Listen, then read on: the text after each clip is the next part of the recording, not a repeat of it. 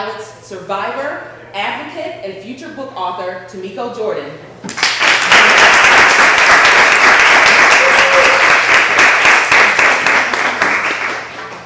Hello. I'm so glad you could come to talk about something that is so serious, so dear, I'm sure, to you and your family. So welcome. Thank you. Thank you. Okay, so let's dive right on in. Tell us what was your experiences with domestic violence?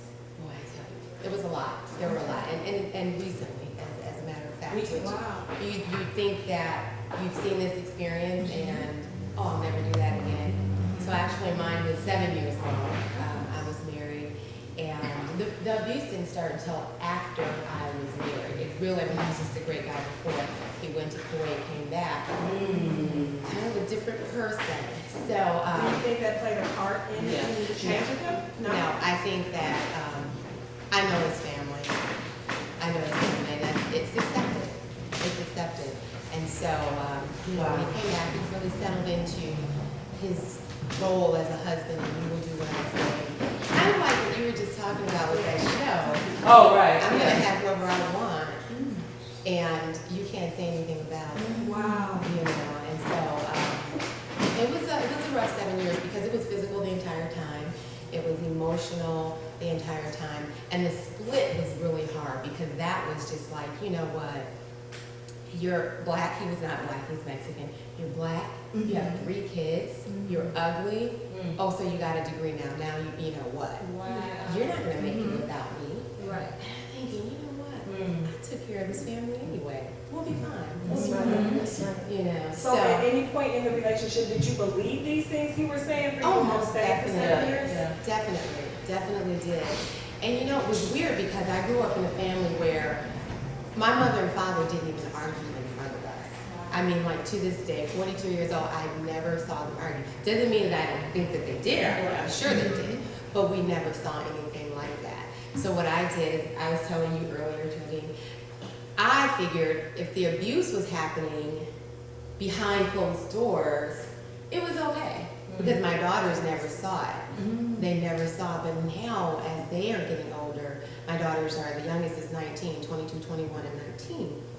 And so now, I'm watching them, and it's playing out in their relationships. Oh. And I said, darn, you The know silent. what? Yes. I should have talked to them about it. But, you know, Daddy's wonderful. He's great. He's fantastic. The hero He's the hero. in their eyes. Right. Even though he wasn't even present. I mean, Sure. like, he physically was not even present in their But it's lives. something about a little girl in her day. Yes. Take away. Yes. How long So- has it been now that you've been out of the relationship? Yeah. December 23rd, 1997. Yes. Right. And so I never really dealt with anybody. You know that wall is built up. You just keep that wall. You know, I mean, I can cut it off quick. It doesn't matter how in love I am. I can shut it down real quick when I see it coming. But then it snuck up on me again. Right. It snuck up on me again, and just recently. And I'm thinking, you really don't hear yourself talking to me. The thing is that I recognized it, I understood what was going on this time, and it was like, you know what, I love you, but gotta go. I love me more. Yeah, good. Oh, yeah.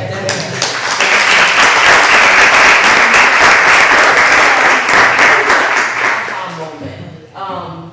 Even in that first relationship, to say, okay, I need to get out of this. Because some people may say, well, it was my kids, but like you said, it was hidden from them. So what was it that you had that you said, okay, this is enough, I gotta get out of the 7 years? You know what, at that point it was only 5 years. Oh, okay. It was only 5 years at that point, but we were a military family. And so I was already physically separated from my family anyway. So I'm sitting here, I'm pregnant again, and I love my baby doll so much. And she knows it was kind of like, maybe if I have another baby, it'll change it. He'll love me because I'm watching my friends had a baby and I'm watching her with, you know, her husband and oh, they're so in love. So maybe if I had another baby, you know, it'll change it. Yeah. So now I'm pregnant. I have 2 daughters already, 2 in diapers already, and then I'm pregnant again. And so the aha moment came when I will never forget this. I was in the master bedroom, and you know how that you get that feeling of underneath, and you just, you know, you just sit, you just like, okay, is that a foot? What are you doing to me? So I went and I remember I sat down on the floor in the bathroom, and I'm crying and I'm crying, I'm in so much pain. And he's in the bedroom getting dressed, getting ready to go out. And I'm thinking, something is wrong with this picture. You're not going out. And he said the boys, but I knew the boys meant with a girl. I knew he had a girlfriend. So I'm just begging him not to go. And I'm thinking about the other little ones that are running around, and I'm in pain. So he walked out the door. He came back. When he came back, he had a pack of Tums. He threw them at me and said, I hope this makes you feel better. I'll talk to you later. Wow. And you were carrying yourself. And that was Yes. That was a definite aha moment, because I got on the phone, called my mother. I said, Mom, come get me right now. She came within 2 days. Her and my aunt were there, packed us up, brought us back to Milwaukee. Now I'm thinking, okay, I have to do this smart.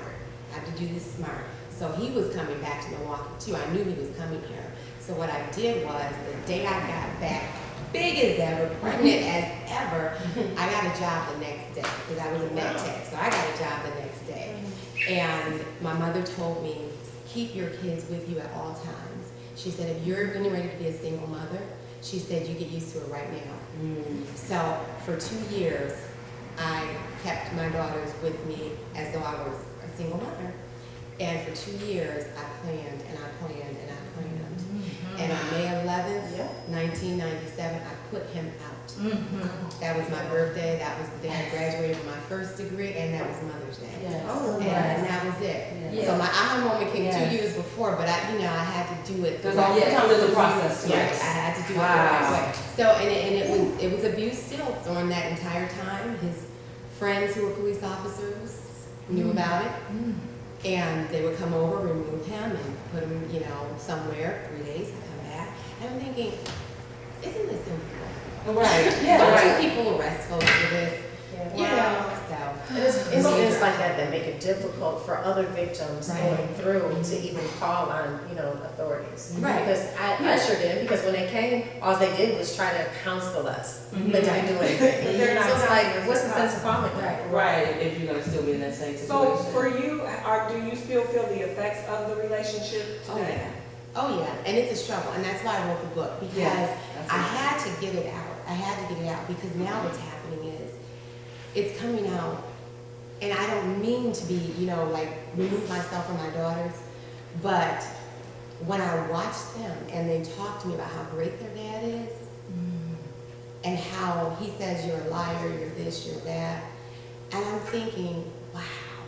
But then my daughters, you know, one is married, two married, one is just in a relationship.